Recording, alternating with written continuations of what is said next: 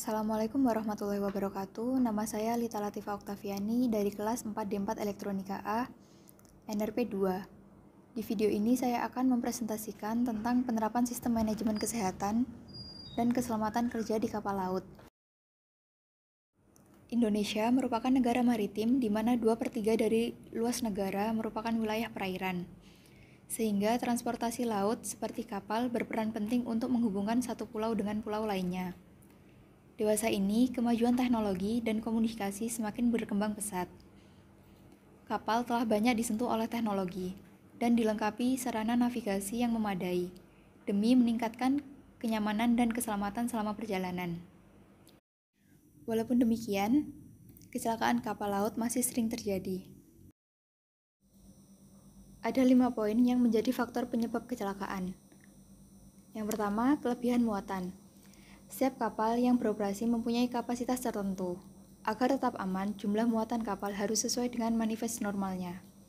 Yang kedua, cuaca. Faktor cuaca sangat mempengaruhi perjalanan kapal. Hempasan ombak dan gelombang tinggi dapat mengakibatkan badan kapal bocor. Yang ketiga, lintasan.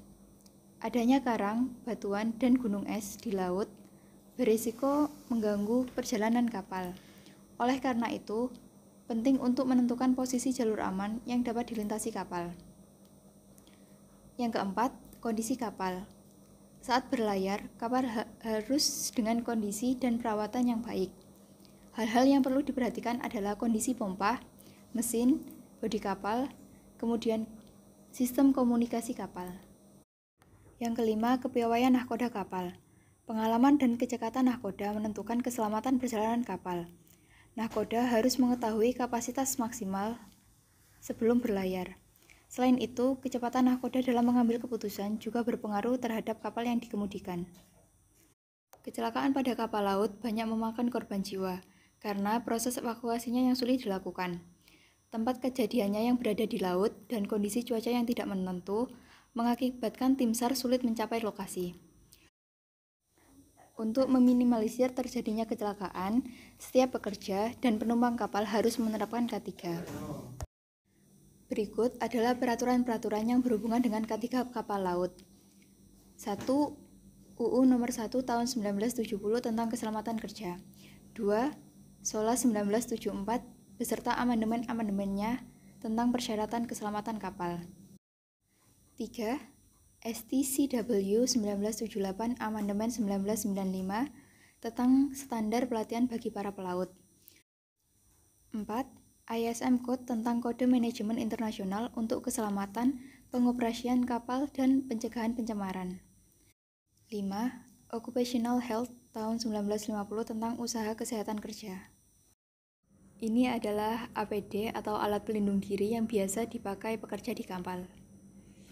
1. Pakaian pelindung untuk melindungi tubuh pekerja dari bahan-bahan berbahaya seperti terkena percikan minyak panas, tergores benda tajam, percikan pengelasan, dan hal lain yang bisa membahayakan tubuh. 2. Helm safety untuk melindungi kepala dari kejatuhan benda tajam, keras, dan lainnya. 3. Sepatu safety untuk melindungi kaki pekerja karena umumnya ruang internal kapal berisikan benda tajam serta mesin-mesin yang terbuat dari bahan logam keras. 4. Sarung tangan safety untuk melindungi tangan dari panas mesin, benda tajam maupun benda lain yang bisa mencederai tangan. Yang kelima ada goggles untuk melindungi mata. 6. Ada airpuff melindungi telinga dari suara keras saat berada di dalam ruang mesin kapal. 7. Safety harness berguna sebagai pelindung jatuh sewaktu berada di ketinggian. 8. Welding perisai untuk melindungi mata dari sinar ultraviolet yang berasal dari percikan las. Berikut adalah alat keselamatan di atas kapal. Yang pertama, skoci penyelamat. Perahu kecil yang digunakan untuk evakuasi penumpang saat terjadi kondisi darurat. Yang kedua, ada pelampung penolong berbentuk cincin. Yang ketiga, life jacket. Dimanfaatkan penumpang untuk mengapung di atas laut saat terjadi kondisi darurat.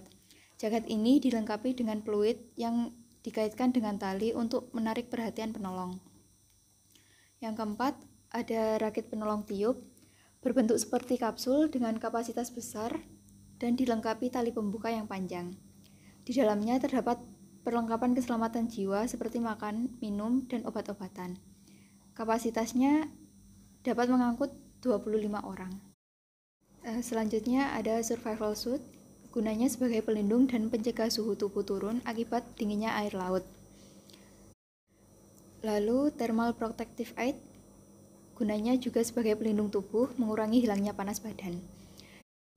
Yang ketujuh, isyarat asap sebagai isyarat tanda bahwa bila mana survivor melihat adanya kapal penolong.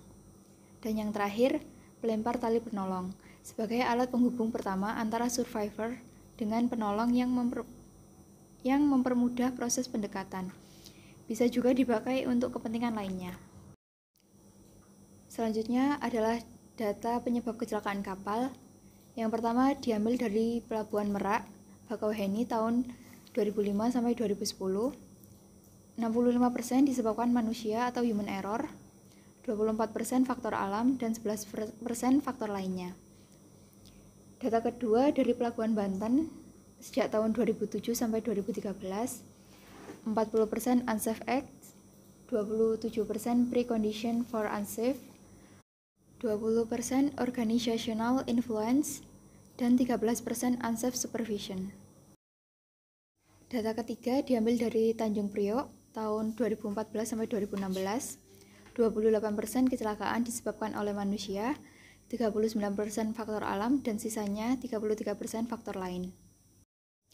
Dari 3 data kecelakaan kapal, dapat ditarik kesimpulan bahwa pertama, faktor penyebab kecelakaan dominan pada Pelabuhan Banten dan Merak Bakauheni disebabkan oleh human error dengan persentase sebesar 40 dan 65%.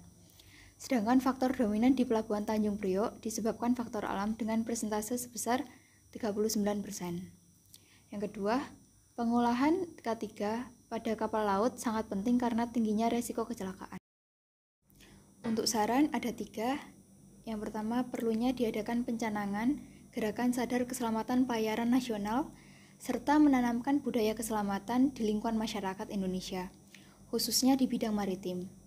Yang kedua, pemerintah perlu terus didorong untuk mengadakan penelitian dan pengembangan dalam aspek keteknikan, manajemen, pemeliharaan kapal, dan strategi pengusahaan agar kemampuan para operator dapat ditingkatkan. Yang ketiga, sebelum berlayar sebaiknya melakukan pengecekan terhadap peralatan K3 yang ada di kapal laut. Sekian video presentasi saya. Terima kasih. Wassalamualaikum warahmatullahi wabarakatuh.